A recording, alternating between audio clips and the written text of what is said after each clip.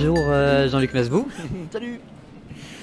Merci déjà d'être présent sur ce festival cette année. Alors, pour les peut-être 2-3 personnes qui vivent dans des coins très reculés, qui ne savent pas qui tu es et ce que tu fais, peut-être que tu pourrais présenter un peu ton travail, de Capet de Croc par exemple. Alors oui, je suis dessinateur de Capet le Croc depuis... C'est une série qu'on a commencé il y a à peu près 21 ans. C'est une série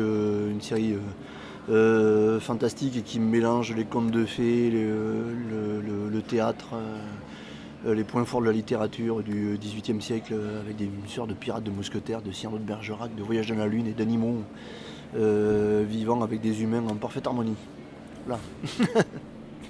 Très bien.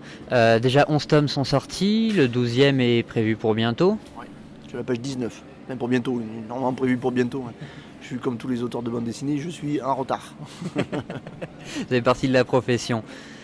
Une suite après ou on clôt la série Ah non. Déjà le 10e, normalement le 10e album devait clore terminer la série déjà avec Le Loup et le Renard, qui étaient les deux principaux protagonistes de l'aventure. Mais en fait on a un personnage qui est le lapin, Zeb, qui est le valet du renard, que le renard et le loup réussissent à libérer d'une galère.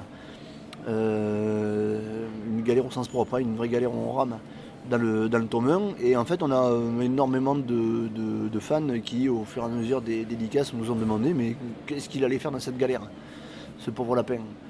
Donc Alain a planché sur le problème et a finalement trouvé une histoire et s'est dit un beau jour on fera un spin-off, on racontera comment ce pauvre Zeb s'est retrouvé à bord d'une galère, sachant que du coup en jouant avec ça pendant les 10 tomes de Capet le Croc, on a essemé par-ci par-là des petits indices, des petits bouts d'histoire parce que oui. Zeb, c'était une espèce de running gag, on n'arrivait jamais à comprendre vraiment ce qui s'était passé. Zeb, à chaque fois il essaie toujours de raconter en fait ce qui lui est arrivé et il est toujours coupé, il y a toujours quelque chose qui se passe ou il y a toujours quelqu'un qui lui coupe la parole, donc on ne sait jamais vraiment exactement pourquoi il s'est retrouvé accusé de meurtre qu'il n'a vraisemblablement pas commis et donc du coup condamné aux galères. Très bien. D'autres projets après la fin de la série, il y a déjà quelque chose dans les cartons? Ouais, c'est un peu vague, on va rebosser avec Alain. Ouais.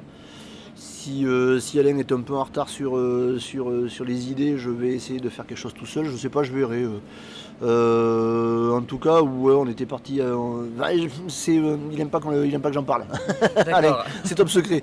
Donc du coup, en gros, oui, on devrait normalement continuer à bosser ensemble. En tout cas, ça se passe très bien. On est très bons copains depuis les Beaux-Arts, depuis qu'on se connaît, et ça s'est toujours très bien passé entre nous, malgré mes retards. Donc il n'y a pas de problème, il n'y a pas de souci pour qu'on continue à travailler ensemble. Voilà, vu que jamais on fait du bon boulot, ça plaît aux gens et on s'amuse beaucoup. En effet, on a vu sur le festival là beaucoup de succès, beaucoup de monde en dédicace. La rançon du succès. Le revers de la médaille. Très bien, merci Jean-Luc Masbou, bonne fin de festival et à bientôt. À bientôt, au revoir, merci.